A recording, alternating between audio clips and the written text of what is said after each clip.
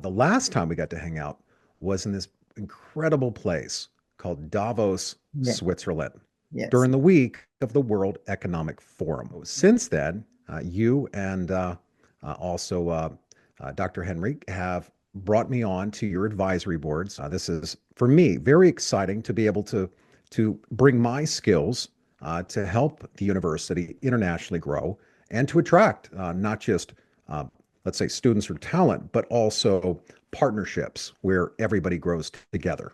Yes, and we're very happy to have you on this advisory council for the Schmid Center of International Business and interviewing some of the top people in the world and sharing that with Chapman University students and faculty. This is quite exciting because we know how much of an incredible connector you are.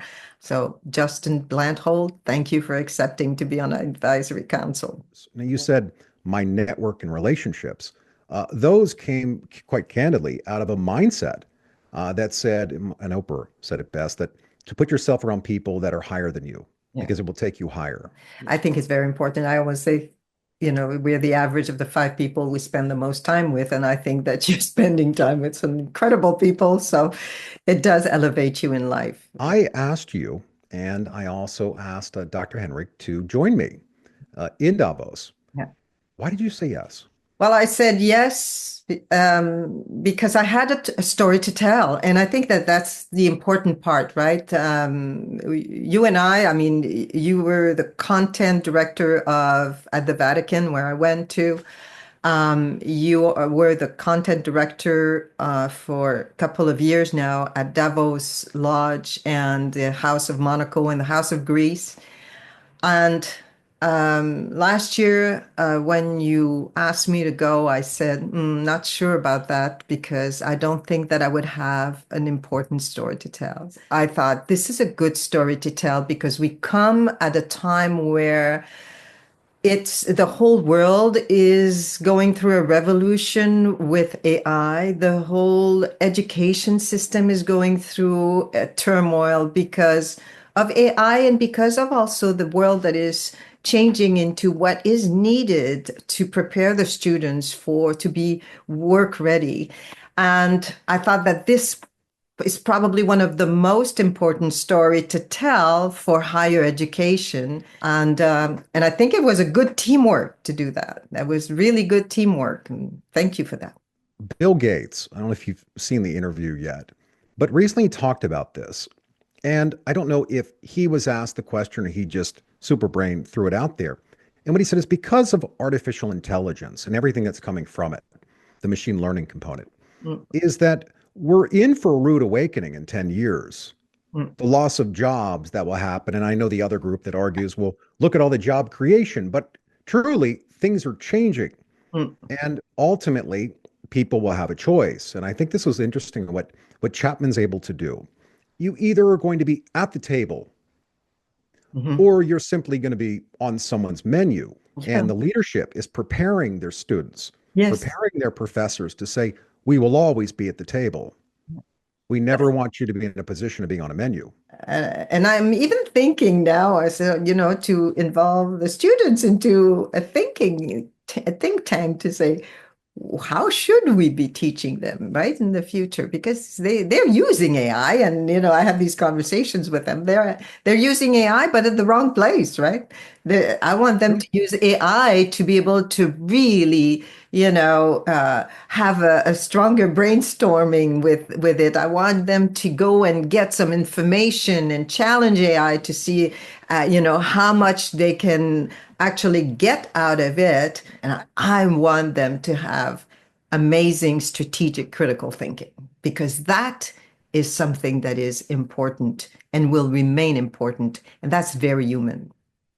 It is, it's a mindset that you have and other high performers like you have, that your ancestors were critical thinkers. Yeah. I think the focus of the urgency of for the universities and for the world to adapt is what came out of it. And at the end of the day, you realize that the world is meeting into this small village that is the size of Big Bear here in California or smaller than Aspen, Colorado. And then you have the top leaders of the world that are meeting there for 4 days. And you feel that intensity that is making you hyper focus on saying, we must change, we must adapt, we must move faster because the world is moving fast. I see people all the time keep the same patterns, and well, that's the definition of insanity. Mhm. I want our company to grow, or I want our university to expand, but we're not going to do the things to create the expansion. We simply think it's going to happen. In Davos, I had the incredible opportunity this year to interview Deepak Chopra as well as David Rubenstein and ask them the question of what are you learning today? And then you get to Davos and you realize that pretty much doesn't matter who they are.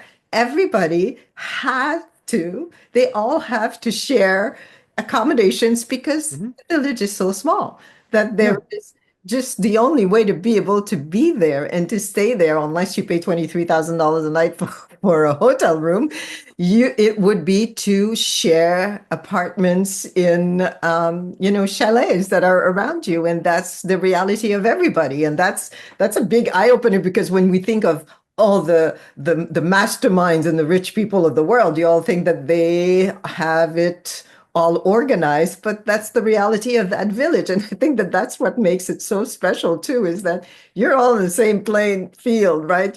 But they're all learners. These people Yeah. are coming together not for a vacation. They're coming to learn. And I like that kind of concept is that we're coming together and excellence will always attract excellence. I mean, isn't that at the heart of Chapman University is to create an international center of excellence, Yeah. not of mediocrity, not to be average. I think, again, excellence to me is when you have challenged and succeed to actually try, and to be able to say that you've tried, that you're doing things, that you're trying to change, trying to learn, when you're constantly evolving.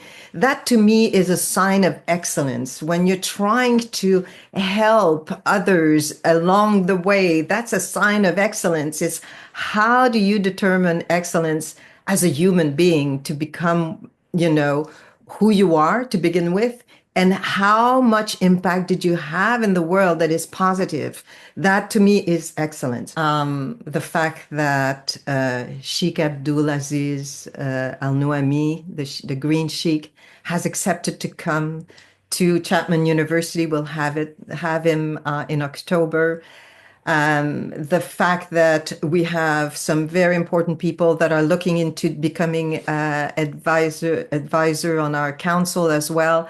I mean, just that as a payback is incredible, because these same people suddenly opens their world to us, right? So I can't even imagine that in a year from now, what that payback will have been. I also think that's what happens in our own lives is that you get to a stage, the frequency are those people that you're connected to, where you're like, it's just easy. And it feels as if we have the same morals, we have the same ethics. And what I saw of you and Dr. Henrik there was the people that were attracted to you and you were attracted back to, you were all on that same frequency. Exactly. And there's no gatekeepers, right? So that's the beauty of Davos also. You're meeting with some of the top people in the world sitting next to you or 3 feet away from you, uh, without a gatekeeper, which is something that we would never be able to do. I mean, me trying to get, in touch, it would be like throwing a dart. Yeah, my first time there was as senior editor for Forbes magazine, Forbes Mhm. Monaco. Mhm. And I can remember hearing, I mean, because you're told a lot of things before you go out, you do your own research, but you really don't know what you're walking into. If it really is, the conspiracy, the world's elite, trying to figure out how to take everything you have, or if it is somewhere in the middle. And what I found it wasn't even in the middle. It wasn't even the other side of it. It was like they're just like me. They're coming together. They want to do business. They want to understand. They want to learn, and they want to cut through all of the noise and all of the gatekeepers. And one of the evenings, I had a meeting on top of the mountain. There was an event. And I'm inside this lift. And he goes, well, we'll just start talking. What do you do? And I'm like, I'm a journalist. And then I'm like, what do you do? And he's like, I'm the CEO of this little car company. And then I look up at him and I said, oh, what sort of company is it? And he's like, well, we're all around the world. And I'm like, well, what's the name? And he goes, Volvo. I mean, they both said, yeah, that's the boss. I'm the chief marketing officer. I'm the head of strategy. And I'm like, well, nice to meet you. He's like, hey, name's Martin. I'm like, nice to meet you, Martin. Yeah. But it's that I would never have had this opportunity to be inside this, in this moment. And that was one of many like that I've experienced, that you could be next to a world leading author, Chris Voss, the guy who wrote that FBI hostage negotiator of 30 years. By pure coincidence, he was actually a Chapman speaker a month later. No way. Yes, That's really cool. and again, the intensity of Davos was, I was in the funicular, then this girl comes in, she says, hi, I'm this and this. I'm a bioscientist. I invented a material that will replace petroleum in cosmetic. And then whoops, this other guy, this guy comes in and he says, hi, I'm so and so, I'm a VC, I'm investing in young companies that and I said, okay, well, meet this lady. And then through the whole funicular, they were talking, okay, so what are you investing in? What kind of company profile are you investing in? And then the VC guy was in, and they were doing business the whole 3 minutes or 4 minutes of that funicular that going up. And that's the intensity of Davos. Every minute count to do business with someone, because everybody is there to either do business, learn, or see that what impact they can have in the world.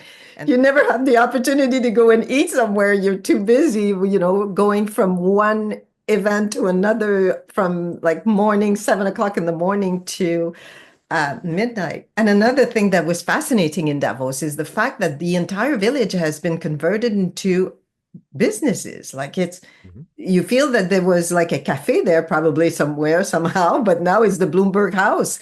And that there was probably a boutique there before, but now it's the house of the UAE. And the entire village, it has become a business mall. I saw someone that seemed interesting. He reminded me of, I don't look, I'm the old guy here on the call, but he reminded me of Heidi's grandfather in the original Heidi movie. I don't know what year it came out. And I sit across from him. I said, permission to sit next to you. Yes, sir. Sit down. And he looks just like, I mean, he was the spitting image. And I said, what do you do? And he goes, I'm a farmer.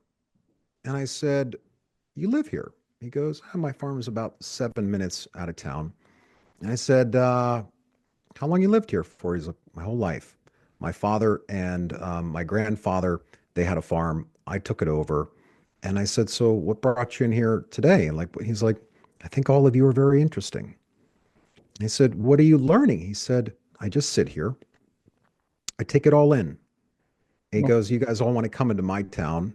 You want to come to my neighborhood, and you want to come together to learn from each other. Why wouldn't I want to come and learn from all of you? And I said, does anybody ever talk to you? He goes, no, they don't. He said, maybe it's kind of the way I'm dressed. He's like, look, I'm not here to impress anybody like the rest of you. He's like, I'm here just to learn. And I found at that moment that isn't that the heart of a mastermind? A learner? Yeah, absolutely. That is a mastermind. Someone's like, look, I know nothing.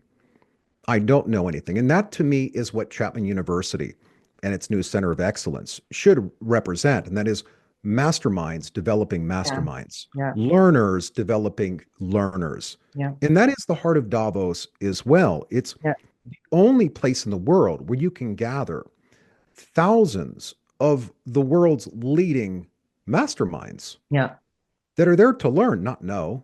And it's a very big ecosystem, right? You have a lot of conferences because these speakers that are coming in, now they're just going to travel all of this distance just to go to have their half an hour or, on stage and then leave. Some maximize their time, maximize their opportunity to have networking. So you get at the secondary level, I would say, the ecosystem of Davos, where you're going to have a lot of intimate moments with a lot of incredible people just because you're in these small rooms of 75 people or 100 people, and then suddenly you have Fabien Cousteau that's coming in, or you have That's my yeah, buddy. He's a good dude. you know, like, and then you have all of these amazing speakers that are coming in, and you're just right next to them, and they speak to you, and they have this very intimate moment of exchange with you. So any of the success of anything that I'm a part of, or I'm brought in to be a co-host or whatever they title they want to give me is it's a team. You know, Yeah. the old saying Of like course. go along, go far, go together, go further. That it's this team concept. You know, it was interesting. And I will tell you, and I'm not going to name the universities, but I had a couple other buddies that are deans that should have been there. And I will tell you this, their advisor, not their advisor, their counsel and the decision makers said, we can't justify the spend. When Yeah. you seek understanding, you will find it Yeah. because it's at that point of enlightenment. And I Yeah. think that was really interesting to see you and Dr. Henrik on stage is these moments that I saw the crowd go, aha, ask it. No, I called it ask a dean. Ask the It dean. was like a last minute. I'm like, I never will probably get this chance again. Maybe I will to sit on stage in front of some cool people and ask a dean. Yeah. Ask I the want to know what he knows. I'm like, hey, look, fill me in here. What to expect. You ended up having way more than the 2 half-hour speaking engagement, but through the week, we had several opportunities. I personally went on stage at the Abram agreement and went on stage and be able to explain what my cultural values were and how I see and be able to even personally pledge on what the Abraham Accord is. I think that most of us, we overthink everything. Yes. Yes. And many of us overclaim, I won't be ready. I'm like, who says? Well, I won't be. You have to give me time. I go, why? Well, because I need to put my response is, you don't trust your experience. You don't trust yourself. Mm. Because if you do, you're going to be able to answer. Mm. And if I indoctrinate you and tell you what to say, well, I can tell you these people in the room, they're really smart. They're going to know if you're reading a script. But the Ask the Dean was a very good idea because the crowd really got into it. They loved it. I mean, you They could loved it. They asked sure. questions. They wanted to know. And again, back to the what was at Davos for the higher education, as a lot of the questions were about how do we prepare the students for the future? Exactly. Well, Because that's it. Like, how do you get them ready? And I remember asking about my son. I said, look, I got a 14-year-old. How do I prepare him now? Because I can never get this chance again. I mean, I know you. I would use that card. Like, how do I get my kids ready? Tell the dads like me that clearly know there's a lot of unknowns in the future. yeah, And I know the motives of some industrial magnates and oligarchs and corporations. Like, I get all that. I can't change that. If I like it or not, that will be. But prepare me so I can prepare him. yeah, And I loved what Dr. Henry kind of talked that through and what he said to me. And it was some of the best advice. It's, yes, get them ready now. And here are some ways to do that. And I think that's the beauty of this, of what Davos represents, is that you can ask people and they'll tell you, here's what I think, or here's what I believe, or these, and you can ask anybody, yeah, hey, tell me about your field, tell me about your industry, tell me about this. And you get to hear the 20,000, 50,000, however many hours yeah. that they've dedicated to mastery. And now you now have this additional piece of knowledge that will allow you to make decisions. Mhm. Going back to the word excellence, if that is an excellence or to be around excellence, I don't know how we can even define it. If when you look at Davos, that was AI, everything, right? There's not a board, not a signboard, not anything, not a conference that was not talking about AI and AI and AI. The reality is, and that's what I said in my speech, it's not just about a new technology, it's a new species. So we really need to make sure that we get them ready. And that's the new challenge that we're going to take head on. Getting people ready means you also need to know what is happening around the world, not just in your Exactly. backyard. Exactly. Now you are competing with people that you might think you're hungry, they're starving. Exactly. And when you're dealing with people around the world in different cultures where the mentality is starving will win, well, how are we going to prepare the youth, the next generation of the United States, unless we start to incorporate some of the here's what's happening around the world and here's Exactly. how it's going to impact you. Here's why you need to take these additional courses. Yeah. Here's why you need to bring in additional outside advisors that will tell you not what you want to hear, but what you need to know. Yeah. And I think that Davos is a very good platform for that. Where are companies investing? Where are companies going? What are people talking about? Building community, because you could see that people were highly hyper aware that, that whole social media that we have built, is seems to be polarizing even more people, and also seems to be isolating even more people on the human side. So how do we bring back humanity into business? Davos brings together those who are the benchmark of excellence. Mm, And Chapman University, to be there, becomes part of that same circle. mm. That excellence will attract excellence Yes. because you're no longer going through 37 different decision makers. Mm, You're now decision maker to a decision maker to handshake saying, let's go make the announcement. And that to me is how a university like yours continues to not just survive, but thrive. And it yeah. always starts with that, you call it like the snowflake, right? You know, Yeah. the old analogy that how does the avalanche begin? Yeah. Exactly. Just one snowflake falls and it starts the ripple. Yeah. I think this will be the ripple effect that changes the trajectory for the better. So, as you said earlier, it was an investment, and we're already seeing the return on investment of this investment. And it was an incredible experience that I would redo anytime. Well, thank you so much for sharing your story. Thank you to everybody who tuned in to this very special episode, our first episode at Chapman University. Thank you so much. Thank you.